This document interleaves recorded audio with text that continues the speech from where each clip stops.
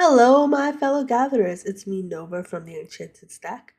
With the new Lorwyn Eclipsed set giving us a new Wooburg Elemental Commander Precon, I decided it would be cool if I went back to the original Lorwyn set and tried to build out a Commander Elemental from there, with hopes to upgrade it with the new set.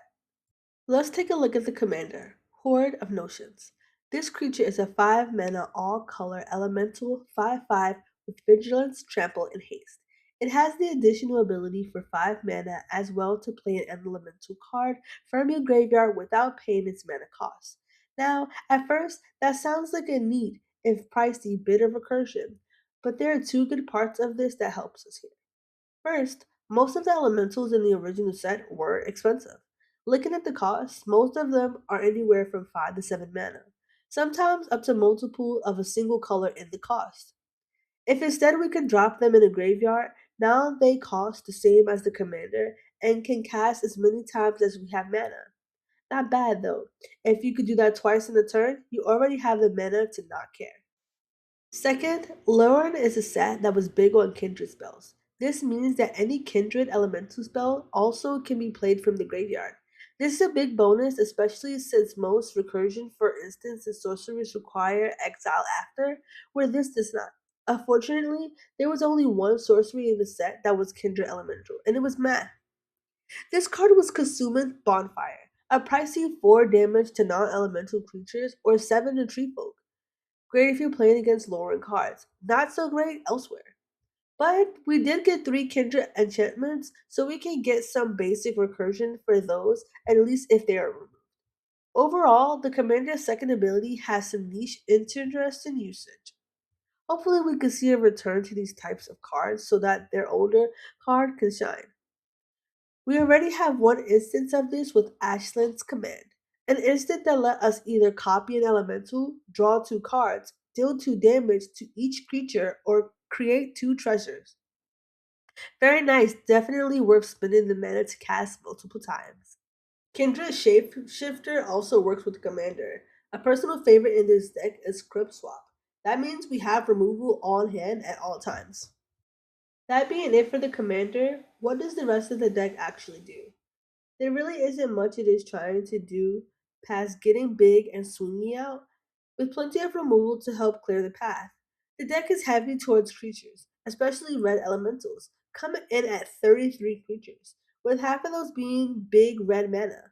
This mostly comes down to elementals in the original set leaning heavy that way, but we do have a decent mix of others, including all the heavy mana elementals, 2 of each color. A few we're all familiar with are Muldrifter, Streak Maw, and Aether Snipe. All great cards originally from this set. Past that, as mentioned, we have decent removal, with the hidden gem being Nettlevine Blight. No reprints and still low cost, this card says to enchant creature or land. Enchanted permanent has. At the end of your turn, sacrifice this permanent and attach Nettlevine Blight to a creature or land you control. A fun card. Not as scary as it sounds, as long as you have an easy way to remove the creature or land that is attached to. But still, one that others at the table will find interesting. Secondary mechanic that the deck uses is Clash. Clash is an interaction that it was introduced as part of Lorwyn, where each player reveals the top of their library, and that player with the highest mana cost card wins. One is dependent on the reason for the clash, but this deck has some fun usage of the mechanic. Broken Ambition is a blue instant with X colorless, 1 blue that says counter target spell unless the controller plays X. Clash with an opponent.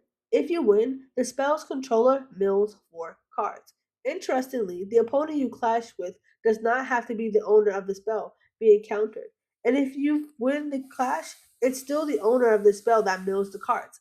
Fun if you know if you can win against everyone else. The final part of this deck is the lands. Lorwyn gave us 2 different non-basic land types. One is hideaway lands, which allow us to look at the top 4, exile one, then put the rest on the bottom. You can cast the exile card when conditions are met. Unfortunately, most of those are kind of met. Wind Brisk Heights was included as it is easy condition to meet. Mosswort Bridge was considered as all of our creatures are big, so a 2 could have been done. Spine Rock Knoll was also considered for the same reason. The second land type was Vivid lands, such as Vivid Grove. These lands intertap with two charge counters.